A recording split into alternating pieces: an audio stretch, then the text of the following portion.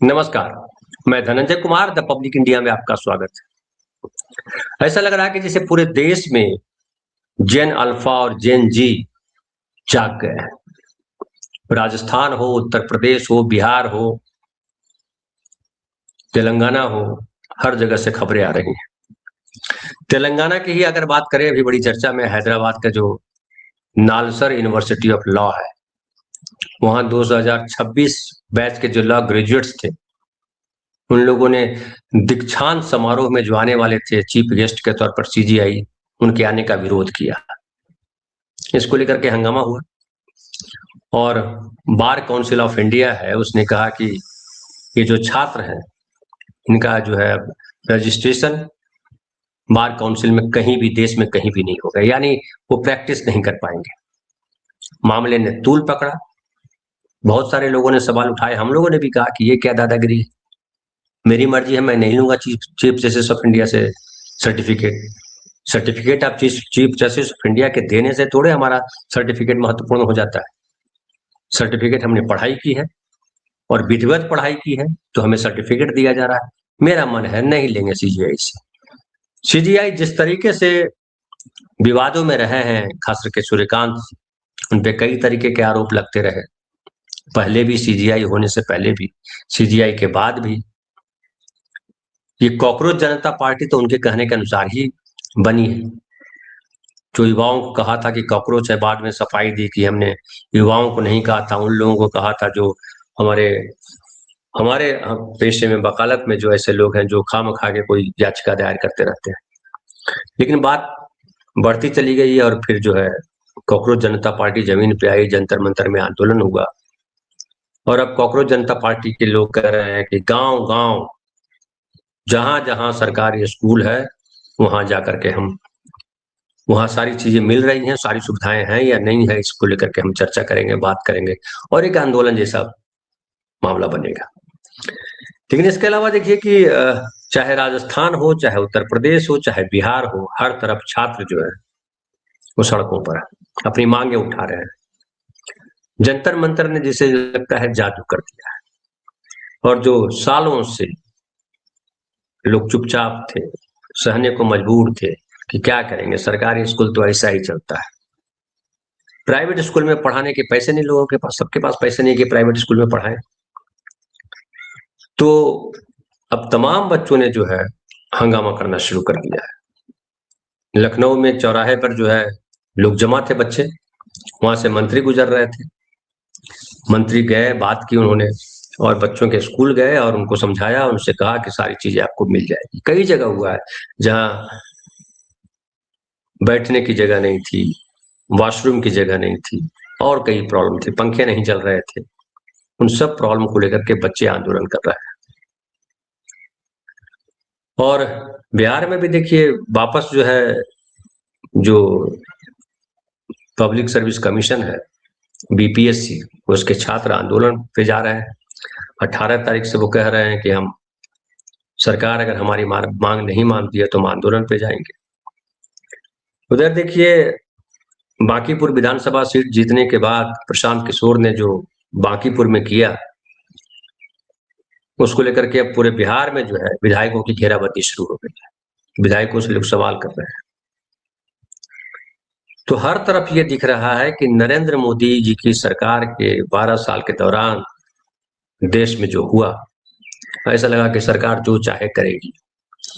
सारे नागरिक अधिकार ऐसा लगा कि शिथिल हो गए। खास करके अगर आप याद कीजिए एसआईआर को लेकर के कहा गया कि पहले वोटर सरकार चुनते थे, अब सरकार वोटर चुन रही है और हर जगह नाम काटे गए, लोगों को परेशान किया गया। आज भी बहुत सारे लोग परेशान हैं, कई लोगों के नाम नहीं है वोटर लिस्ट में, जबकि वो हैं, और लोगों पे एक डर बना हुआ था कि अगर वोटर लिस्ट से नाम कट जाएगा तो क्या पता आगे क्या होने वाला है। हालांकि जब नाम कटने के बाद कई सारी जगह खबरें आई कि उनका जो है, जो राशन मिल रहा है, जो और दूसरी फैसिलिटीज है, वो सारे बंद कर दिए जाएंगे। और हर तरफ एक लगा कि जो है देश में अगर कुछ होगा तो वही होगा जो नरेंद्र मोदी चाहेंगे, जो बीजेपी के लोग चाहेंगे। और विपक्ष भी जो है वो बड़ा घबराया सा रहा, जो कि उसकी विपक्ष के कई दल की जो सांसद हैं, जो विधायक हैं, उनको तोड़ा गया, महाराष्ट्र से लेकर के बंगाल तक। लेकिन ये जो राहुल गांधी ने जो एक नारा लगाया कि डरो मत, और खास करके एनएसयूआई छात्र संगठन ने जिस तरीके से पूरे देश में प्रदर्शन किया एजुकेशन को लेकर के, नौकरियों को लेकर के, उसका असर हुआ। उसके बाद सीजीए जो ये जो कॉकरोच जनता पार्टी है सीजीपी, जो जंतर मंतर पर आंदोलन हुआ, और आंदोलन में जिस तरह से सरकार ने दबाने की कोशिश की, गुंडे, पैलेट गन, कील लगी लाठियां, लड़कियों के साथ बदतमीजी, तमाम चीजें हुई और इसको मुद्दा बनाया गया। राहुल गांधी ने और पूरे विपक्ष ने जिस तरह से संसद में मुद्दा बनाया उसको, आप वो भी याद कर लीजिए, राम मंदिर में चढ़ावा चोरी। स्थिति ये रही कि 20 जुलाई से जो सत्र शुरू हुआ मानसून का, 13 अगस्त को खत्म हुआ। प्रधानमंत्री 13 अगस्त को 1 मिनट के लिए आए, गृह मंत्री भी वैसे ही आए और राष्ट्रीय गीत गा करके चले गए। विधानसभा, ये लोकसभा जो है, राज्यसभा अनिश्चितकाल के लिए स्थगित कर दी गई। बता रहे थे जयराम रमेश की कई बिल जो है हमने पास नहीं होने दिए, नई सरकार लेकर के नहीं आई डर के मारे। उनमें महत्वपूर्ण 2 बिल अगर बात कीजिए तो एक तो वन नेशन वन इलेक्शन था और दूसरा परिसीमन वाला था, डिलिमिटेशन वाला मामला था। और डिलिमिटेशन को लेकर के सरकार जो है एकदम अड़ी हुई है कि हमें डिलिमिटेशन करना है, हमारी शर्तों पर चीजें होंगी। साउथ के जो स्टेट्स है वो इसका विरोध कर रहे हैं। तो वो जो है 2/3 बहुमत चाहिए उसके लिए, तो 2/3 बहुमत जुटाने के लिए तमाम कोशिशें की बीजेपी ने, लेकिन शायद वो बहुमत जुटा नहीं। और हालत ये रही कि संसद में विपक्ष का सामना नहीं कर सके गृह मंत्री और प्रधानमंत्री। और उसकी एक बड़ी वजह ये भी है कि जेन अल्फा और जेन जी ने जिस तरह से प्रदर्शन किया, दिल्ली से लेकर के पटना तक, सीवान तक लाठियां चली लेकिन लड़के भागे नहीं।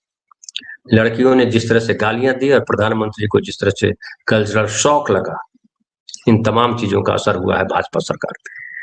हालांकि हमारे एक साथी बता रहे थे कि अभी तक सरकार का जो है, सरकार के भीतर ये चेतना नहीं आई है कि हमें लोकतांत्रिक तरीके से काम करना चाहिए। उनको लग रहा है कि हम चुनाव आयोग के माध्यम से, या एक और खबर आ रही है कि अब उत्तर प्रदेश में जो है बिहार की तर्ज पर हर महिला को 50,000 रुपए दिए जाएंगे, 30,000 एडवांस, 20,000 एडवांस और 30,000 रुपए 10-10,000 के हिसाब से 3 महीने और दिए जाएंगे। तो बीजेपी तमाम वो काम करके आगे सत्ता में आना चाहती है जो लोकतांत्रिक सरकार का काम नहीं है। लोकतांत्रिक सरकार का काम यह है कि आम आदमी के सामने जो शिक्षा, रोजगार, स्वास्थ्य के जो मूल सवाल है उसको एड्रेस करे और आम आदमी के हित में काम करे। लेकिन जिस तरह से नरेंद्र मोदी ने एक तरह से कही डिक्टेटरशिप चलाई, वो संसद हो, चाहे वो देश के किसी हिस्से में रैली हो, चाहे दुनिया का कोई और देश हो, जहां नरेंद्र मोदी जाए वहां मोदी मोदी के नारे लगाए जाए। और हर तरफ, चाहे महंगाई का मामला हो, चाहे सड़कों का मामला हो, चाहे एजुकेशन का मामला हो, चाहे हेल्थ का मामला हो, रोजी रोजगार का मामला हो, हर तरफ लोगों में निराशा है। और अब मैं देखता हूं कि सड़क पे भी लोग जो है गालियां देना शुरू कर चुके हैं। और जो एक देश में था कि मंदिर मंदिर भारत माता की जय तो ही चल रहा था पिछले 10-12 वर्षों से, अब हर तरफ एजुकेशन की बात है, हर तरफ शिक्षा में सुधार की बात की जा रही है, स्वास्थ्य में सुधार की बात की जा रही है, और नागरिकों के जो अधिकार हैं उसके प्रति नागरिक सजग दिखाई पड़ने लगे हैं। और कई जगह तो ये भी स्थिति हुई कि आपने देखा ही होगा, जंतर मंतर के दौरान भी आया और भी कई जगह आ रहा है कि मंत्री हैं, बीजेपी के मंत्री और उनकी बेटी कहती है, नरेंद्र मोदी जी को गाली देती है कि गलत काम कर रहे हैं। कई सारे लोग हैं, मैं तो देख रहा हूं कि ऑटो वाला हो, सब्जी वाला हो, सब त्रस्त है, सब परेशान है। मुंबई में भी परेशान लोग, गांव में भी परेशान लोग हैं। लेकिन नरेंद्र मोदी क्या सुधार कर रहे हैं? देखिए 15 अगस्त है, 15 अगस्त को नरेंद्र मोदी जी क्या बोलेंगे ये अपने आप में समझने वाली बात है। लेकिन ऐसा लग रहा है कि नरेंद्र मोदी जी फिर वही अपने किए को, अपने कुकर्म को ढकने का प्रयास करेंगे। और उनकी वो आदत है कि जो कुकर्म है उसकी चर्चा भी नहीं करते, नए आरोप ढूंढ रहे हैं उनके। कांग्रेस गुमराह कर रही है, राहुल गांधी देशद्रोही हैं, ऐसे नैरेटिव चलाएंगे। 15 अगस्त को क्या बोलते हैं वो देखने वाली बात है। लेकिन एक ये पक्की बात है कि आज़ादी की जो 15 अगस्त है वो आज़ादी का दिन है। आज ही के दिन हम आज़ाद हुए थे 1947 में। कई लोग कह रहे हैं कि आज़ादी, असली आज़ादी अब आएगी जब जनता जागरूक हुई है। पहले जो आज़ादी थी वो नेताओं ने आज़ादी दिलवाई थी। हमारे देश के बड़े-बड़े नेता जो है वो, हालाँकि गांधी के साथ भी बहुत सारे आम लोग थे, लेकिन बीच में सब आम लोग जैसे सो गए थे और मंदिर, मस्जिद, हिंदू, मुसलमान, फालतू के मुद्दे जो है बहुत ज़्यादा काम कर रहे थे, जाति। लेकिन अब ऐसा लग रहा है कि जिस तरह से एजुकेशन को लेकर के पूरे देश में एक माहौल बना है, कि अब जो है उन लोगों के लिए मुश्किल होने वाली है जो करप्शन की बात तो करते हैं कि करप्शन हटाएंगे, लेकिन करप्शन करते हैं।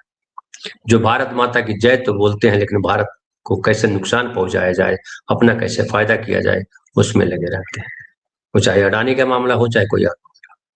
राम के नाम पर जो है वो तो पूरे देश भर में एक माहौल खड़ा करते हैं, मुसलमानों के खिलाफ, दलितों के खिलाफ, और चढ़ावा चोरी कर देते हैं। ये सारी चीजें जो है वो आम आदमी को परेशान कर रही है, और अब आम आदमी क्रोध में है, गुस्से में है, और उसका असर जो है अगर सीजीआई के नजर से भी देखें तो सीजीआई को समझ में आ रहा है, और सीजीआई तुरंत जो है रिएक्ट करते हैं और कहते हैं कि छात्रों को शांतिपूर्ण विरोध करने का पूरा अधिकार है। इसके पहले भी जो एक जजमेंट नहीं आया बल्कि बहस चल रही थी, उसमें कहा सीजीआई ने, अभी तो उस पारा जंतर मंतर वाले मामले पे अभी तो और उस पर बहस होनी है, उसमें उन्होंने कहा जजेज ने कि शांतिपूर्ण प्रदर्शन का अधिकार है छात्रों को, और जो लाठीचार्ज की गई उसका जवाब देना होगा। लेकिन नरेंद्र मोदी जवाब नहीं देने के लिए जाने जाते हैं। लेकिन क्या जो नैरेटिव नरेंद्र मोदी बनाते रहे अब तक गटर मीडिया के माध्यम से, वो आगे बनेगा? ऐसा होता तो नहीं दिखाई पड़ रहा। खास करके सोशल मीडिया पे जिस तरह से लोग एक्टिव हुए हैं, सड़कों पर जिस तरह से एक्टिव हुए हैं, देश में एक ऐसा माहौल चल रहा है जिससे लगता है कि आजादी के समय का माहौल है, और लोगों में गुस्सा है और लोगों में इस बात का उत्साह है,